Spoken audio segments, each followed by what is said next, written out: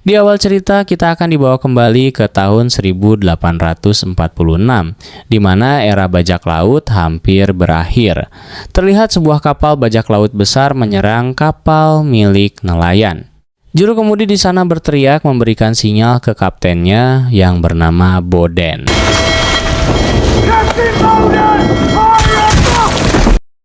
Kapten Boden langsung menyimpan beberapa keping emas dan memberikan senjata ke krunya. Tapi karena jumlah musuh yang terlalu banyak, sangat mudah untuk menjatuhkan Kapten Boden dan krunya.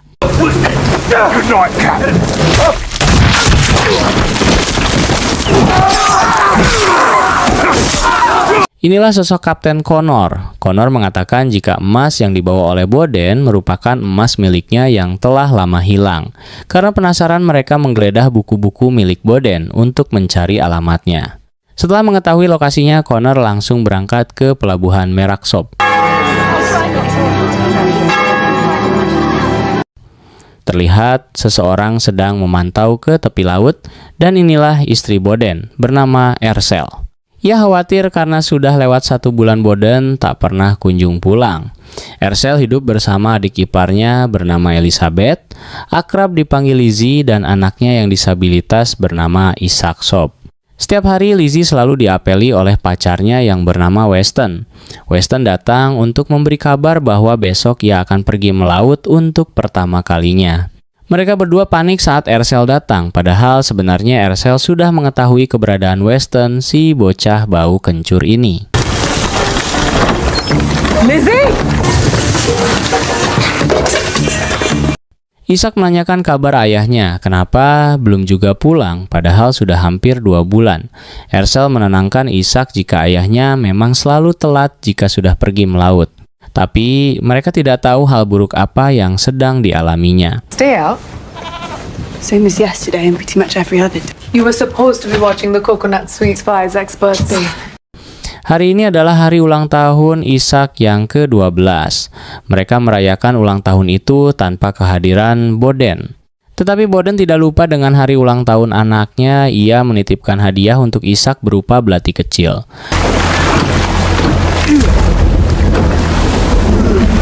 Weston akhirnya pergi ke pesisir pantai untuk menunggu fajar tiba.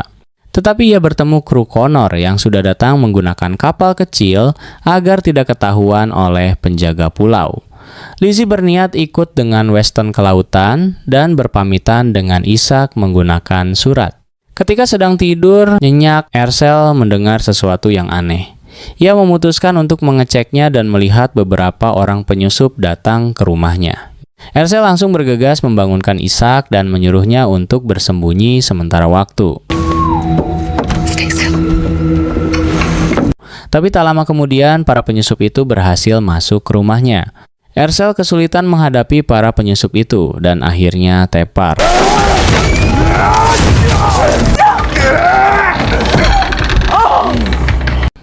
Setelah menunjukkan letak harta yang ia punya, si tua bangka ini marah saat mengetahui isinya bukan emas.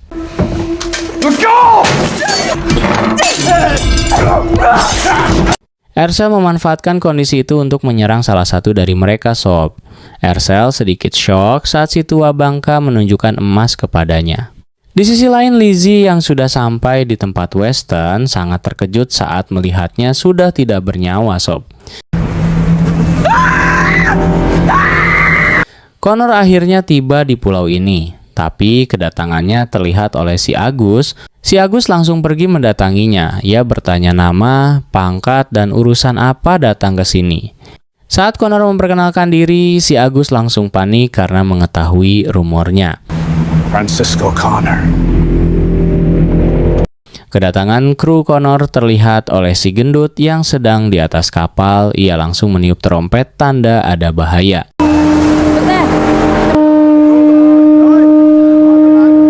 Bradley menyuruh semua orang segera masuk ke gereja untuk berlindung. Sementara itu, para pria dewasa bersiap siaga untuk melakukan pertempuran.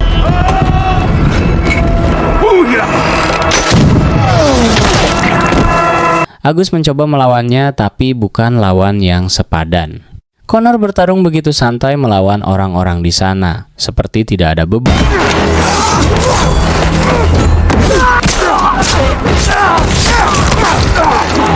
Si Agus mencoba menyalakan meriam untuk menyerang kru yang di laut.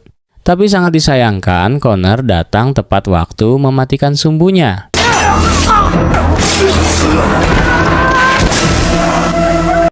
Saat Ercel digantung, anaknya yang bersembunyi malah memanggilnya. Saat salah satu musuh mencoba mendekat, ia langsung mengeluarkan mode bertarungnya. Menggunakan pisau hadiah milik Ishak, Ercel bertarung secara brutal melawan dua penjaga itu.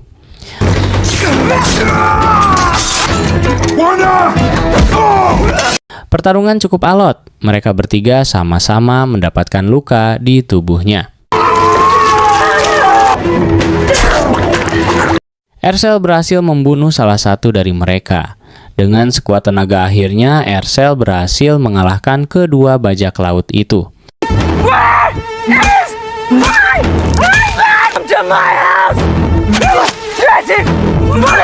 Niat hati datang untuk melapor, Lizzie malah kaget melihat pembantaian yang terjadi di sana sob. Connor menanyakan di mana letak sinyal darurat di pulau ini. Karena tidak mau menjawab, Connor mengarahkan meriam ke gereja tempat persembunyian. Hal itu langsung membuat Agus panik. Signal fire far in the island. Dan memberitahu di mana letak sinyal darurat ke Connor. Karena si Agus sudah tidak dibutuhkan lagi dan inilah kekejaman dari Kapten Connor. And the devil take you there himself. Ishak sedikit takut melihat ibunya yang berlumuran darah. Ercel meyakinkan Ishak jika ini dilakukan hanya untuk melindunginya. It's me. Bradley datang ke sana dan membuat Ercel yang sudah lelah panik. Ercel membersihkan tubuhnya sembari mendengarkan penjelasan situasi yang terjadi. Saat Ercel berganti baju, terlihat sebuah tato di punggungnya yang menandakan bahwa dirinya dulu adalah seorang bajak laut sob. Ishak akhirnya membaca surat dari Lizzie. Ercel menyuruh Bradley membawa kabur Ishak ke ujung pulau yang sudah ditandai olehnya. Sementara itu, Ercel pergi mencari Lizzie.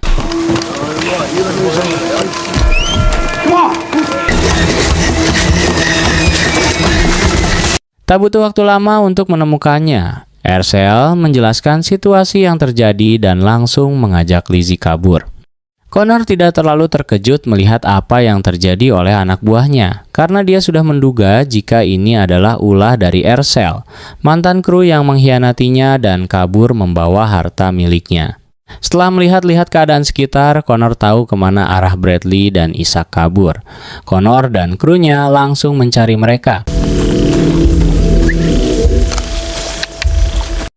Saat melewati semak-semak kursi roda milik Ishak rusak yang membuatnya kini harus berjalan. Mereka mendengar sesuatu sedang mendekat. Ternyata itu adalah Ercel dan Lizzie yang sudah berhasil menyusul mereka. Karena di sungai ini terdapat banyak buaya, mereka bergantian menyeberangi sungai menggunakan alat yang sudah disediakan. Tapi saat giliran Bradley, para bajak laut itu sudah dekat. Ia mengorbankan dirinya agar Ercel dan keluarganya bisa kabur. Ercel menyuruh Ishak dan Lizzie bersembunyi, sementara ia akan memantau kondisi Bradley dan pasukan musuh. Connor juga mengenal Bradley, tapi ia dengan lantang memberitahu jika kapten lebih kuat darinya. He's twice the captain you are. Guard Bradley, is that you? Master Bradley. Tak lama kemudian Ercel yang sedang mengintip ketahuan dan memilih kabur dari tempat itu.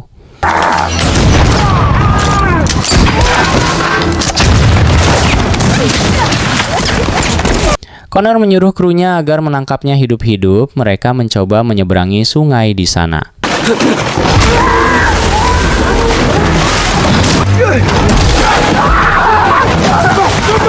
Tetapi terdapat buaya dan hanya 3 dari mereka yang lolos dan mengejar Ercel. Ercel memancing mereka untuk mengejarnya.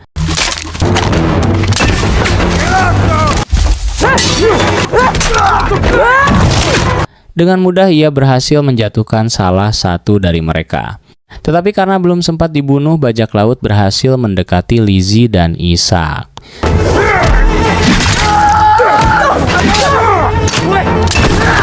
Setelah Ercel berhasil mengalahkan mereka, ia segera menuju ke tempat Ishak.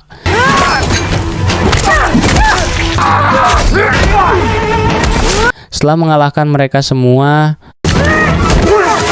Look away. Connor berteriak memanggil dengan namanya dulu Bloody Mary. Let us make restitution for your transgression. Bloody, Bloody Mary! Dan inilah yang Ercel lakukan. Mereka berdua akhirnya setuju untuk melakukan barter antara Boden dan emas yang dulu ia curi, Sob. The cottage, dusk. Setelah menjauh dari para bajak laut itu, mereka akhirnya sampai di tempat persembunyian Ercel yang dulu ia buat. Ini adalah tempat paling aman bagi mereka. Lizzie sangat kepo dengan Ercel. Ia menanyakan siapa sebenarnya dirinya. Sembari menggotong emas yang ia simpan di sana, Ercel menjelaskan jika dulu ia dibesarkan di kapal bajak laut milik Connor sampai akhirnya memilih untuk kabur dan mengkhianatinya. Boden akhirnya dibawa kembali pulang ke rumahnya karena pertukaran akan segera dilakukan. Lee sang juru kemudian menanyakan ke Connor apa yang ada di pikirannya. Ia bertanya semua ini dilakukan untuk emas atau balas dendam, Sob. You're a criminal. This criminal is your only hope. Only one way to deal with a man like Connor. Ercel memakai baju tempurnya dulu dan mengatur rencana agar dirinya bisa menyelamatkan Boden dan membunuh para bajak laut itu. Don't touch anything while I'm gone. I need you to prepare the sails. We'll be ready for Papa. Sesaat matahari tenggelam, akhirnya Ercel berangkat untuk menyelamatkan suaminya. Terjadi percakapan kecil antara Connor dan Boden yang membuat suasana sedikit tegang. Karena Connor menjelaskan sesuatu yang Ercel belum ceritakan, Sob. She not tell you. For at the time, we were true partners. Ercel datang melalui jalur cepat lewat sumur yang ia buat bersama Boden dulu.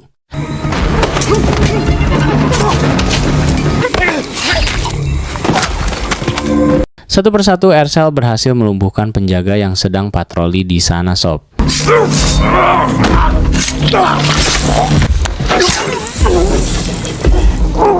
Ia akhirnya sampai di rumah untuk melepaskan Boden. Tapi sangat disayangkan karena kunci borgolnya dipegang oleh Connor. Akhirnya keberadaan Ercel ketahuan saat seorang penjaga tidak mendapatkan jawaban saat melakukan komunikasi. Every bush, every bum. Dengan berat hati, Ercel meninggalkan Boden dan melakukan rencana awal yaitu barter. Ercel terkepung di sumur, tapi memang itu adalah rencananya, Sob. Ia tetap berencana untuk barter lalu pergi dari tempat itu, Sob. Setelah menunjukkan emasnya, Connor akhirnya mengeluarkan Boden. Setelah melepaskan borgolnya, Connor mengoceh tentang masa lalu dan pengkhianatan Ercel. Ercel menyuruh Boden untuk tidak mendengarkannya agar rencana kabur berjalan dengan lancar. Tapi saat Connor menghina anaknya, ia tidak bisa menahan diri, Sob. Then I failed to teach you proper. I should surely remedy with your bandy-legged boy. Tapi Boden masih sangat cupu jika harus bertarung melawan Connor.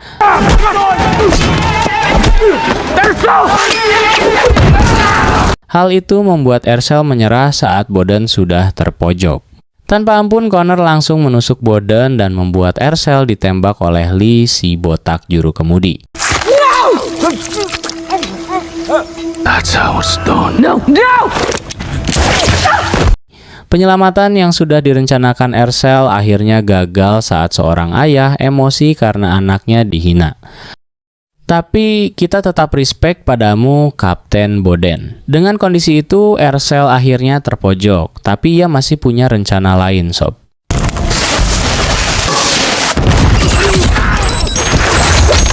Ercel berhasil kabur untuk kembali ke tempat persembunyian. Akan tetapi, ia meninggalkan bercak darah karena bekas luka tembak yang ia terima. Ercel langsung tepar saat sampai di sana.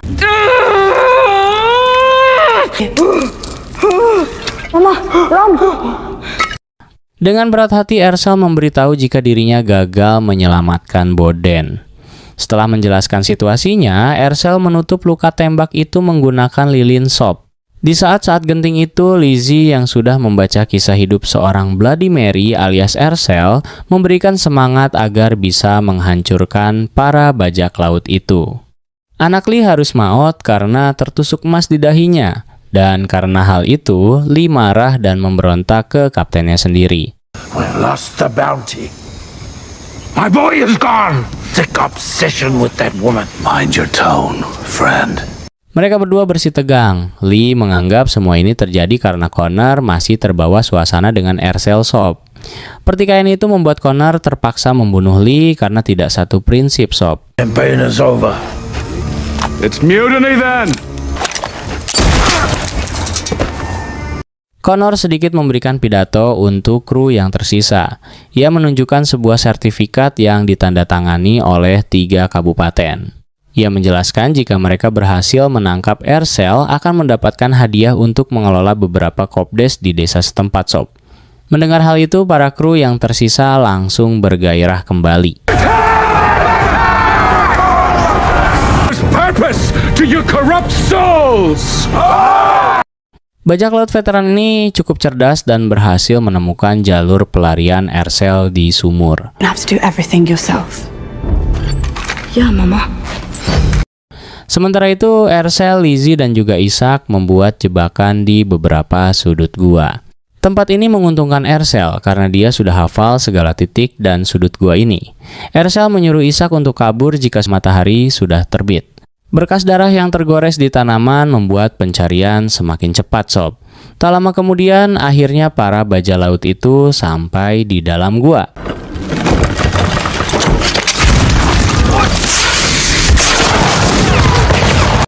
Jebakan yang mereka pasang sangat efektif karena sudut gua yang sempit membuat jarak serangan menjadi lebih presisi.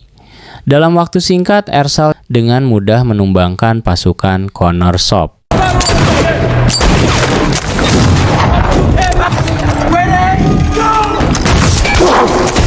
Di dalam kegelapan gua, Ercel masih bisa bertarung dengan gesit seperti ninja Hattori. Karena suasana sudah cukup hening, Lizzie mencoba mengecek keadaan di sana, tapi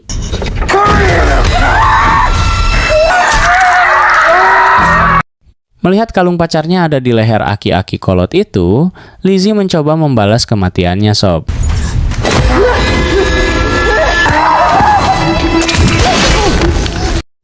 Lizzie langsung pergi setelah mengambil kalung milik Weston itu. Bloody Mary bukan hanya sekedar julukan semata. Melawan satu pasukan bajak laut dan berhasil mengalahkannya adalah bukti nyata, Sob.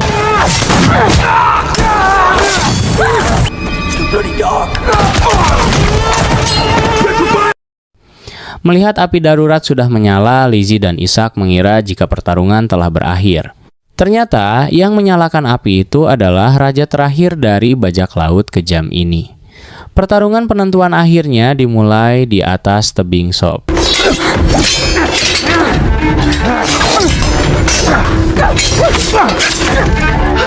Mereka berdua bertarung seimbang di sana.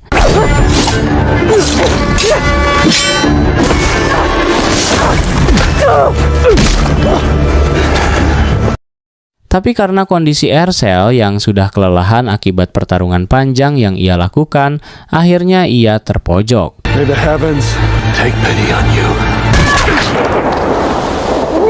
Beruntung di saat-saat terakhir Lizzie datang membantu Ercel, dengan bantuan itu akhirnya Connor tertusuk di bagian dada dan tumbang, Sob.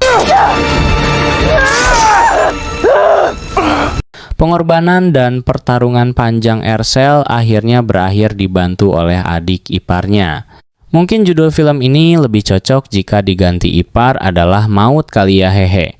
Ercel ternyata masih menyimpan sedikit emas untuk ditimbun, Sob. Semoga tidak ketahuan pemerintahan Konoha. Film ditutup saat pasukan dari Inggris datang ke pulau itu, Sob.